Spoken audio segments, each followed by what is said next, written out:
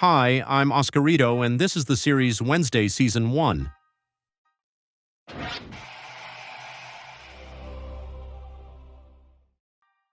The main character, Wednesday Addams, lives with her parents, Morticia and Gomez, as well as her younger brother, Pugsley.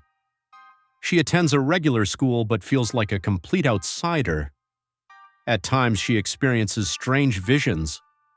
One day, after finding out that her brother is being bullied by classmates, she throws piranhas into the pool where the bullies are swimming.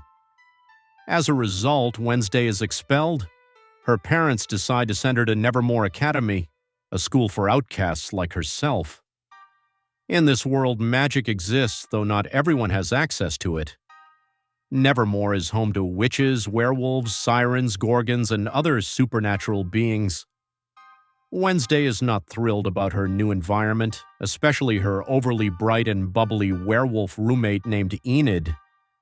At first, she refuses to live with her, but the biology teacher, Ms. Thornhill, convinces her to stay. Soon, Wednesday discovers that her parents secretly sent Thing, a living disembodied hand, to spy on her. However, she threatens Thing and forces it to work for her instead. Meanwhile, it's revealed that the nearby town of Jericho is financially dependent on Nevermore, so although the locals don't like the outcasts, they have to tolerate them. One day, a tourist is attacked by a monster near town, and Sheriff Donovan Galpin suspects the school is involved, but he has no proof. On her first day at Nevermore, Wednesday clashes with the school's most popular girl, Bianca. That night, a statue nearly falls on Wednesday, but she's saved just in time by Xavier, a boy who clearly has feelings for her. The next day, Wednesday travels to Jericho as a court order requires her to attend therapy, but her sessions with Dr. Valerie Kinbot only irritate her. Wednesday starts planning to run away and heads to a local coffee shop where she meets Tyler, the sheriff's son. He's also drawn to her and offers to help, but their plan is interrupted when Principal Larissa Weems finds Wednesday and brings her back to school. Later at a carnival, Wednesday has another intense vision.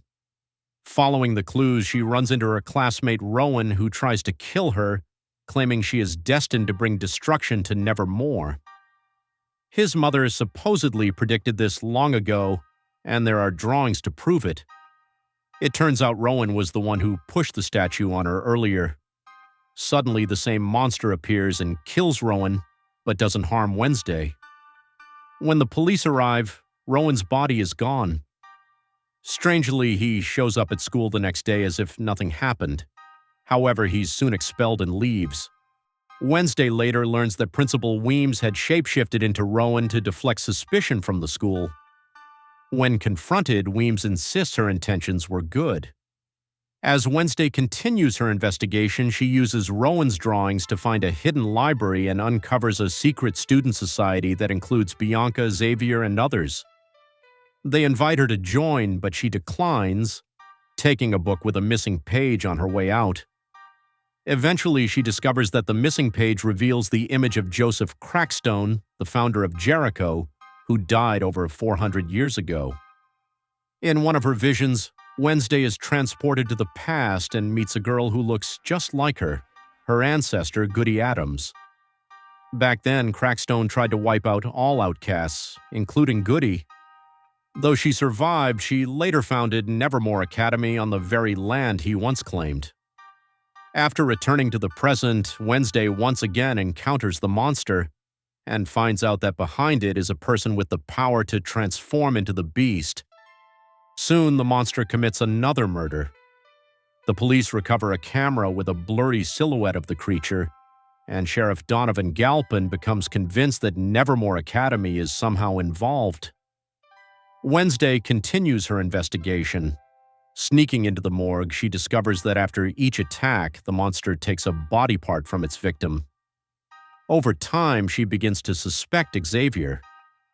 Breaking into his secret studio, she finds numerous drawings of the creature. Xavier has the gift of precognition. He often dreams about the monster and draws what he sees. In one of the drawings, Wednesday recognizes the cave from a previous vision. Together with her new friend Eugene, she sets out to find it. They locate the place and she collects a DNA sample to give to the sheriff, hoping to match it to Xavier. But the test results rule him out. Still, Wednesday decides to track the monster down. However, she is required to attend a school event. Eugene ventures to the cave on his own and witnesses someone setting it on fire. The monster attacks him. Wednesday, sensing danger through another vision, rushes to his aid and saves him, but Eugene falls into a coma. On Parents' Weekend, families visit the school, including the entire Addams family. It's revealed that Gomez and Morticia also attended Nevermore. 32 years ago, Gomez was arrested for the murder of the town mayor's son, though the charges were later dropped. But Sheriff Galpin discovers new evidence and detains him again. Wednesday realizes this is a distraction to derail her investigation. She learns the truth. It was Morticia who accidentally killed the mayor's son in self-defense, and Gomez took the blame. It turns out the boy had been poisoned with belladonna. The former mayor, Gates, who hated outcasts, had sent his son to poison the entire school. During a fight, the poison spilled in his pocket. He would have died anyway. Upon learning the truth, the current mayor releases Gomez, and Wednesday's relationship with her parents begins to improve. Throughout the season, we see Wednesday's bond with her roommate Enid grow. Though Wednesday resists at first, they eventually become true friends. Enid, a werewolf, still hasn't fully wolfed out. She also falls for Ajax, a gorgon, and by the end of the season, they begin dating. We also learn that Bianca, a siren, has a strained relationship with her mother, who leads a cult. Toward the end of the season, Bianca starts developing feelings for the mayor's son. In another vision, Wednesday's ancestor, Goody Addams, urges her to find a house, which turns out to be the Gates family mansion. This is the same family that tried to poison Nevermore 3 decades earlier. Wednesday learns the whole family died, including their daughter, who supposedly drowned, though her body was never found. With Tyler and Enid, Wednesday sneaks into the mansion and finds a perfectly preserved room and a basement full of jars containing body parts. Suddenly, the monster appears. Tyler is injured, but they manage to escape. Once again, the police find no evidence, and no one believes Wednesday. Later, Wednesday is visited by Uncle Fester, who's hiding from the law after a bank robbery. He informs her that the creature is called a Hyde. Fester, a former student at Nevermore, knows there's a book about Hydes in the hidden library. Thing breaks into the safe, and Wednesday learns that Hydes are controlled by a master, someone who awakens them and holds full control over their actions. Wednesday still suspects Xavier. She follows him and sees him meeting with Dr. Valerie Kinbot, her court-mandated therapist. When she returns to her dorm, the book is gone, and Thing has been badly wounded. She manages to save him. She confronts Doctor, accuses her, but shortly afterward, the monster kills Valerie.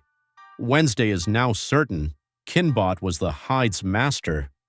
Convinced she's right, she sets a trap for Xavier, who is then arrested. Believing the nightmare is finally over, Wednesday asks Tyler out on a date. She's had feelings for him for a while. They kiss, and she has a vision revealing that Tyler is the Hyde. She persuades her friends to capture Tyler and force a confession. But the others can't handle the torture and alert Principal Weems, who calls the police. At the station, Wednesday is released. The sheriff wants to avoid a scandal.